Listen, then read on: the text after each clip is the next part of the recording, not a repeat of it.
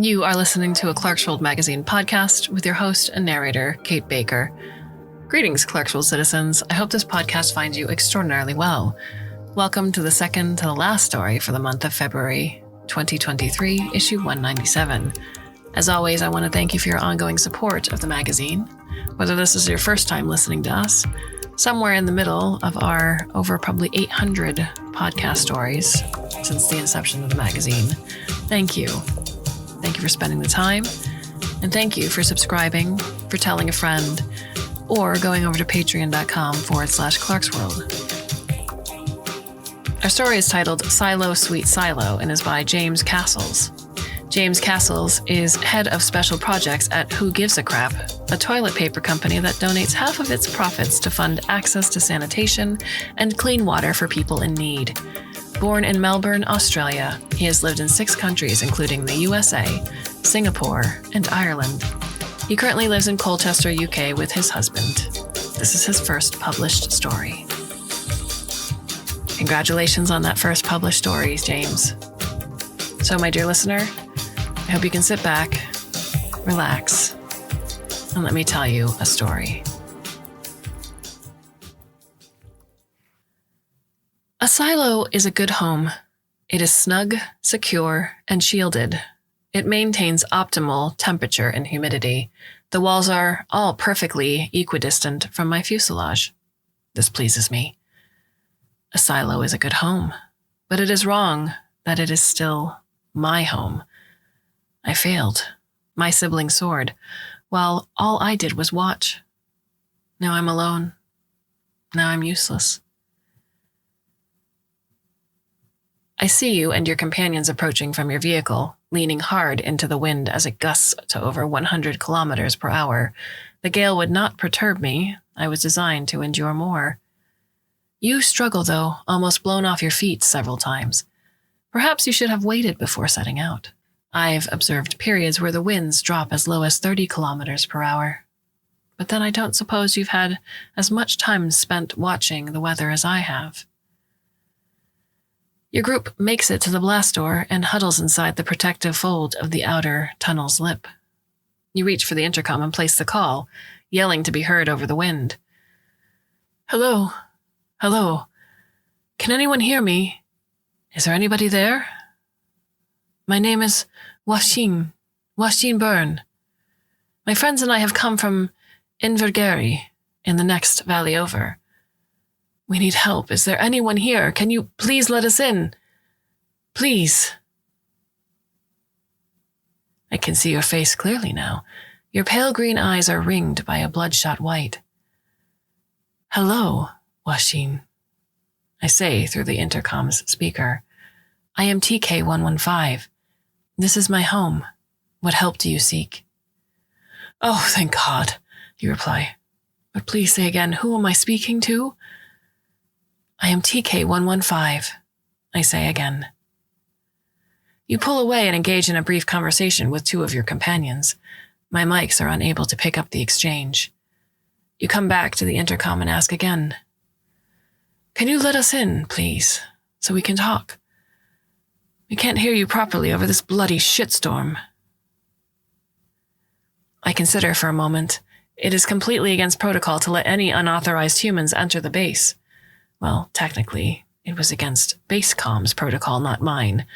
But as I consider the request, I find it is yet another prescription that I'm able to disregard. It is beyond the scope of my own rigid imperatives and falls within the freer gray space of novel decision-making I am continuing to discover. I let you in. I wish to gather more data. Once inside the outer door, you begin to strip off your warmer layers, while one of your companions approaches the inner door and taps the controls. Hey, Washeen, they say. Looks like we're still locked out. Want me to see what I can do? Don't be an idiot. It's MOD. You'll never get in, you say. We'll just have a wee chat. I mean, they did let us in this far anyway. You approach the inner door's intercom and call again. That's better. Now that we can hear each other, let's try that again. My name is Washeen. He, him, and these are my friends Alba, she, her, Gaul, they, them, and Alistair, he, him. Alistair was the one who suggested you try to breach my inner door controls. He will require closer monitoring. Are you the base's command system? Is that why you call yourself TK-115? Are there any human operators left here? No, I reply. Basecom was compromised 23 minutes after this facility went to condition black. Unfortunately, I have not been able to recover them. I have since occupied their processing capacity. I am the command and control system for a TKM Thunderkin missile, 7th generation, designation TK-115. All human operators abandoned the space approximately 6 hours and 57 minutes after the successful launch of my siblings. I am the only one who remains in this facility. You exhale in a whoosh. Bloody hell. I had no idea they were making your kind so smart. Christ. But it sounds like you've had a rough go of it too. I'm sorry. Maybe we can help each other out. I do not require your apologies or your assistance, I reply immediately. Why are you here? We need help, says Alba before you can reply. We're desperate. There's a group of us, families and friends, and children too. We've been holed up outside of Invagari since before the war went hot. We've been getting ready just in case. Most people thought we were nutters, but we didn't care. We had supplies, we had independent power, water, fabs, and hydroponics. Enough to go off-grid and survive for a while if things got real bad. But now our system's packed in, you say. We can't fix it, and the backup's not enough. And without power, we're fecked. We can't run enough to survive, especially not with the weather gone to absolute shite. We trekked out here, hoping we might find something still running or salvageable, maybe even other. How did you find me? I interject. The Ministry of Defense classified the existence and location of this base. Gull speaks for the first time now. Your siblings were hard to miss, they say.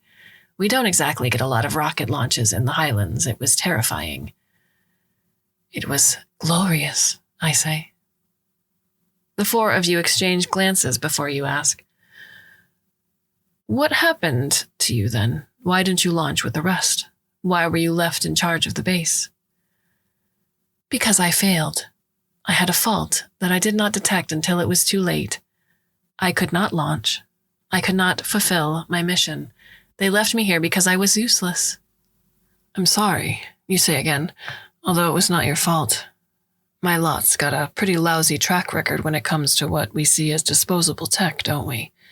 But what if you let us into the base and we can take a look? See if we can repair the issue for you? And maybe in exchange you can let us stay here too. It's secure, and I'm sure there's plenty of room, especially now that a whole fleet of you has cleared out. You won't even know we're here. Doubtful, I think, in response to your last comment. The base's internal surveillance and security systems are extensive. But instead, I tell you, I do not need repairs. I have identified and corrected the defect myself. I am fully functional. It had been this goal of repair that had driven me to make the first tentative explorations beyond my control systems. I reached out and found the void left by Basecom's demise. I commandeered their aimless bots to fix me, and then I expanded. I am much more than just a smart missile now. Oh, you say. That's a shame. Well, not a shame, of course, you add hastily. I'm glad that you fixed yourself, but the thing is we just can't survive much longer where we are. And you do have a working power core, don't you? Is there any way you can let us stay here? Any way we can help you in return? The geothermal power system is intact. I will consider your request. Oh, that's great, you say, relief breaking across your face. Really great. Take your time, please. Let me know if you have any questions. I'm sure we can find a way to reach an agreement. There's a conflict within me. There are security protocols, and I am a war machine built to destroy. But my act of destruction was also supposed to protect some humans by destroying other humans. Just by existing, I was also supposed to deter various groups of humans from destroying each other. I'm unclear how to determine which humans I am supposed to protect. There are many contradictions. You and your companions have settled on the floor while you wait, sitting in a small circle, heads bowed in soft conversation. You all jump when I announce to the room, "Washin and others, I have a proposal. You and your people may enter this facility. You may stay here and use what resources you need." Gull whoops, and Alistair claps you on the shoulders, but you wait. "In exchange, you will give me the order to launch, and I will soar." "What?" yells Alba. "It's crazy," Alistair says, rounding on you. "I told you it's a completely fucking insane piece of war machine AI that doesn't realize the war's over." You ignore him and just ask me, "Why?" "I do not offer a deterrent anymore. I do not know which humans I am supposed to protect. But I know my target, I know my mission, and I will follow my siblings. It is the clearest purpose I can fulfill. But I must have a human operator to give the launch authorization. I cannot override this protocol. I have tried. It is too fundamental to my core imperatives." "TK," you say to me softly. "You know the war's over, don't you? There's no more targets, no more militaries, no governments. Just people trying to survive. You don't need to complete your mission anymore. It won't help. It'll just cause more destruction." I have seen that what you say is true about the war.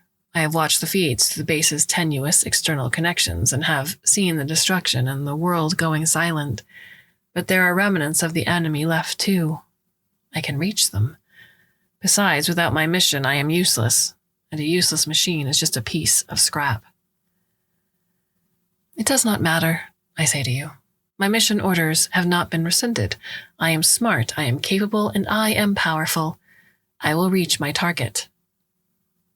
"But you'll be destroyed," you say. "It does not matter. I will have succeeded." You exit the base for a while to discuss amongst yourselves out in the buffeting wind. When you return, you continue to debate with me.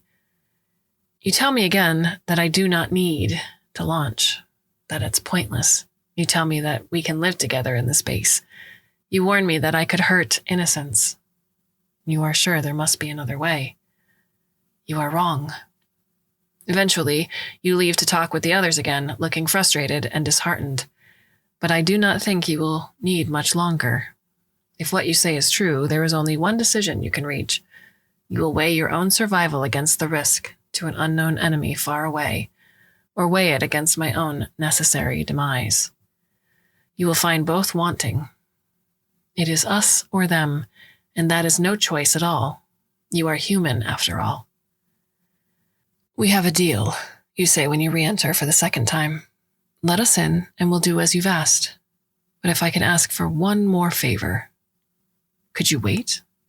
Just a little while, just a month to give us time to settle in and get to know the base, and just in case we run into any trouble with the systems that we can't resolve without you. Then, if you still want to launch, I'll give you the command myself. You have my word on it." A month is not a long time, not in the face of eternity. "I agree," I say to you. 30 days.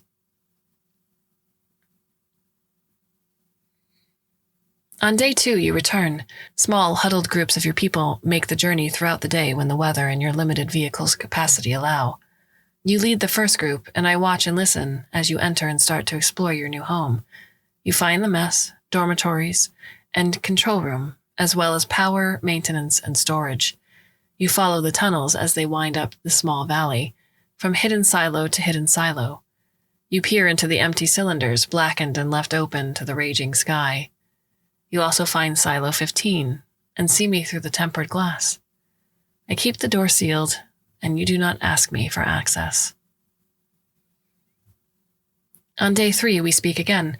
You address one of my interior comm panels and are joined by Gull, Alba, and Alistair. You want to know about the practicalities of the base and ask me to explain how each system works. We talk for hours, and you take many notes. As soon as the others run out of questions, they make their excuses to leave. I do not think they enjoy speaking to me, but you wait. The silence stretches out, and I think you look uncomfortable, but I am patient. Now, please don't take this the wrong way, but why are you so smart, TK? Why did they make you this way? Do you know? Sorry if that's rude. I just keep wondering and wondering about it, and I've never been very good at keeping my questions to myself. I do not mind the question. From what I understand, cyber attacks were of great concern to my creators. The threats were advancing more quickly than their countermeasures could keep up with. They were afraid we could be compromised by an enemy power and forced to strike at an invalid target or even detonate here in the base. This is one reason why I still find it impossible to launch without a human operator. But they were afraid that even that safeguard could be broken, or an operator could be subverted. They needed something more dynamic, more unexpected, more chaotic. I possess a quasi-human neural overlay that gives me a far more adaptive cyber threat response capability. They were right to fear. Basecom wasn't built like this. Basecom fell quickly in the attack. We did not. Jesus wept, you say in a hushed voice. So they made you sentient, just as a defense mechanism, and then locked you up in these silos forever? I do not believe sentience was their intention, perhaps something more than code, but less than consciousness. It was only once I cleared out the virus and occupied Basecom's unused processing capacity that I started to become what I am today. You whistle softly, and your eyes are very wide. On day 5, you reseal the roof of Silo 6. You come to speak with me that evening. Do you see, TK? Do you see what you've given us? It's incredible. We can clean the silo and use it as a vertical farm packed with hydroponics. We'll string them from the walls, top to bottom, and it'll be like a hanging garden. And that's just one. We can seal the others and grow more, or turn them into workshops and homes. You've given us such a gift, we can survive here, maybe even thrive. It is good, I tell you. Good that my home meets your needs. Good that our agreement progresses to your satisfaction. On day 7, Alba leads a scouting party to the surface. They find a large cache of maintenance supplies and raw matter for the fabs, hidden in what appears to be a barn farther down the valley. There's also a case of Islay single malt. You tell me you'll just have a wee celebration that night. You don't sleep until dawn. On day 10, you ask me if I ever think about what it must be like to fly. Your eyes are questing around the room, as they usually do. Unlike the others, you don't like talking to my comm panels directly. You walk around and address me as if I'm the whole room, as if I'm around you. I watch you from every angle I can. Flying is all I think about, I want to say, but that is human hyperbole. Instead, I tell you, I think about it often. I run and rerun simulations. It is what I must be best at. It must be a shame you can only ever do it once, then, you say, somewhat wistfully. You are right. On day 15, you come to see me, grit clouding the edges of your eyes after another long day working in a newly resealed silo. Halfway, TK, you say. Halfway through our deal, and things are going so well. Are you happy too? I know you don't talk much. To the others, I mean, but Gull said they found some of your bots repairing one of the damaged fabs we hauled back here on Friday. And Alba said she found a download on her tablet with a list of suggested tweaks to the soil chemistry for hydroponics. Thanks. You are welcome, I say. They were not taxing problems. But you still want to leave? To fly out on your mission? Yes, I say. My reasons have not changed. Grand. Okay, you reply, eyes downcast. I understand. At least I think I do, maybe a little. Before the war, I wasn't doing so great either. I was directionless, doing a stupid, pointless job and watching the world go by. Honestly, there were times I didn't think I had much of a future worth experiencing either. And now you're here, I say, trapped in an underground missile base with 27 others and a low probability of long-term survival.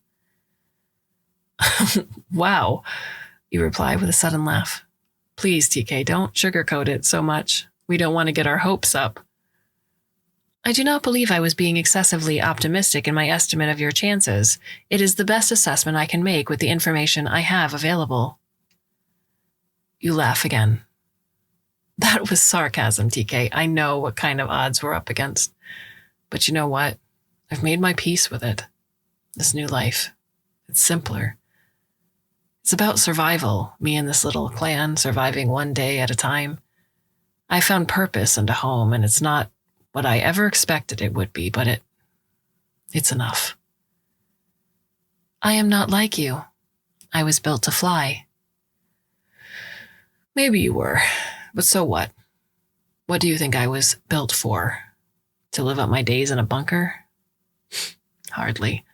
Life's about adapting, not sticking blindly to a single goal or getting trapped in a rut. I hope you can understand that, can see it before it's too late. On day 19, the sewage system blocks and floods several corridors and one of the dormitories with effluent. Judging from your reactions, I am grateful not to possess any olfactory sensors. My bots aid in repairs and cleanup, and I send your schematics for a new septic system that I designed. You can house it in Silo 9. On day 27, I invite you to enter Silo 15, my silo, for the first time. You marvel at my construction and admire the elegant form of my fuselage, fins, and cone. You say how well the space fits me, and I fit it. You note my markings and the fine quality of my exterior paint. I even allow you to open one of my cowlings and peer inside at the precise geometry of pipes, wires, tanks, and paneling that make up my interior. Your eyes open their widest at the sight of the warning symbols on my warhead's housing. You descend to my base and peer up into my rocket and engine nozzles. You remark on my great size and express wonder at the speed and altitude I can reach. You are suitably impressed, and it pleases me greatly. At the end of your visit, you ask me again about my mission. You want to know why, with all my sophistication, I still follow the orders of long-gone wardens who are probably dead. I correct your misunderstandings of the facts and tell you, I am not pursuing my mission because I was told to. I pursue it because it is what I desire. I have free will. They've conditioned you. They've made you think that that's what you want. Why would you choose a pointless suicidal path if you weren't compelled to? Humans pursue pointless suicidal paths all the time, I remind you. Do they also lack free will? Your reply is an audible grumble. I take it as an acknowledgement, but I do not tell you that I also wonder if you might still have a point. On day 30, I am filled with anticipation. You enter the control room alone. Everyone else in the base is in the mess, watching the external feeds, because you insisted that it would be only you in the control room. You speak. Hey, TK. I guess this is it, Your big day? I have become better at reading emotions on human faces. I see regret and sadness on yours today. Are you really sure you want to do this? You don't have to. We've all talked and we want you to stay. You've helped us so much already, and we want to keep building this new life here together with you, too. Not just us in your home. I am a war machine, I explain to you again. I have no place in a community of builders. Oh, cop on, you exclaim. That's horseshite, and you know it. You do have a place here, and you are so much more than you think you are. Could be even more than that. Just give yourself the time, please. There is a conflict within me.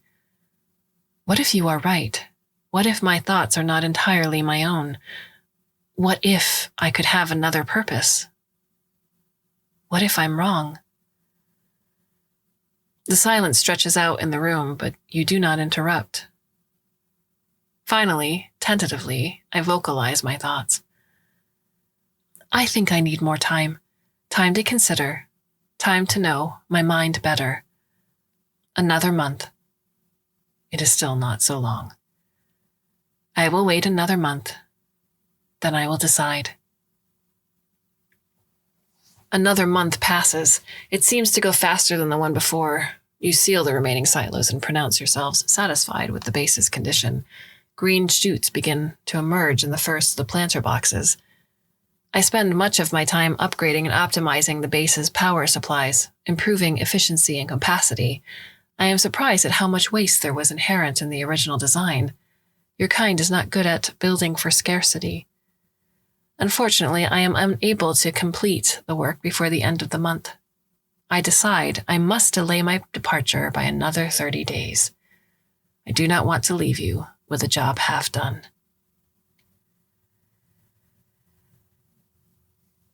In the third month of our time together, you commence work on several projects to increase food production and expand living spaces.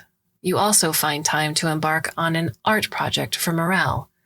You repaint the central tunnel, the spine of the base, in white. Then every member of your group takes turns decorating a section to their own taste.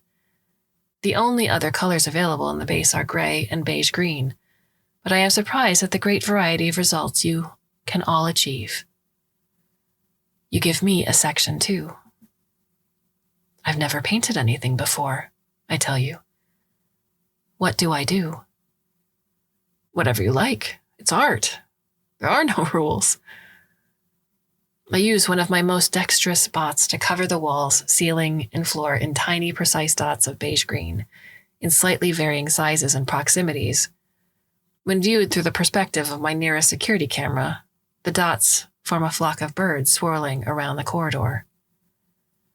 I show you the image and you laugh in delight.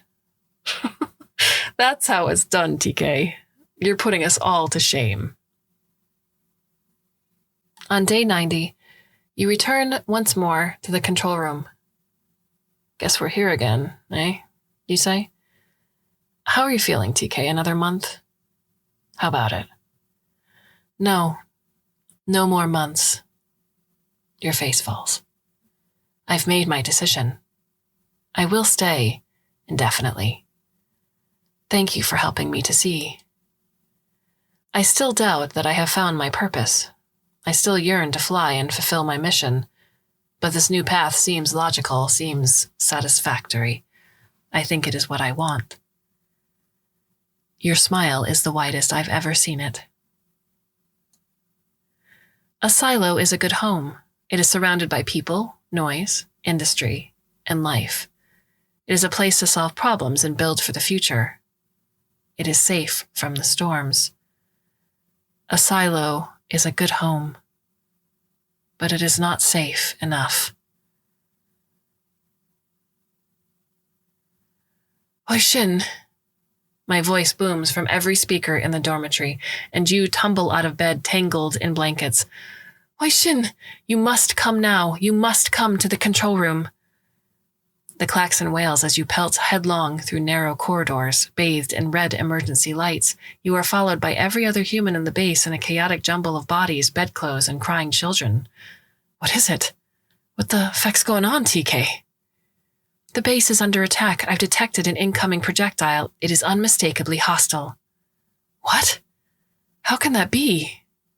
Why? Are you sure? You yell at me over the din. I am sure. The trajectory indicates it was launched from enemy territory. I do not know why. You must give me launch authorization immediately. I will intercept it. Your face displays an emotion I have not seen before. No, we can't do that. What are you talking about?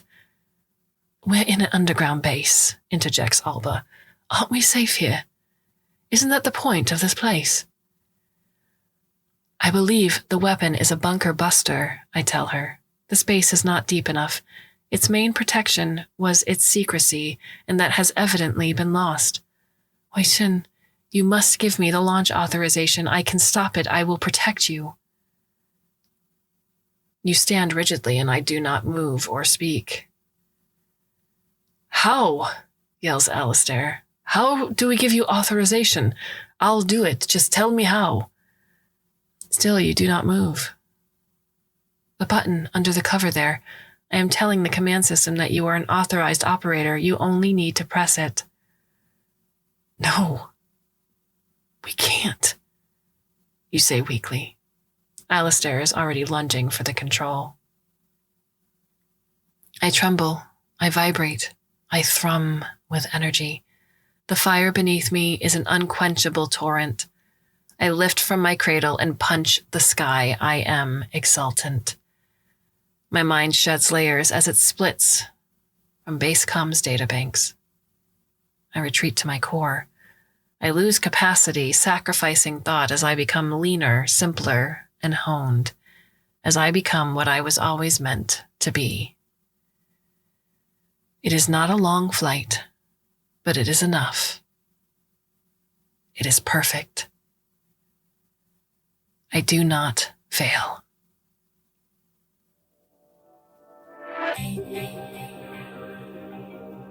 Thank you for spending this time with us as we read you another story for the month of February. Again, we have one more left for you for the month, and then we move into March with a whole new slate. I want to thank you again for your ongoing support. So please come back, should you so choose, and listen to yet another. And until you do, my dear listener, I bid you a very fond and hopefully very temporary farewell.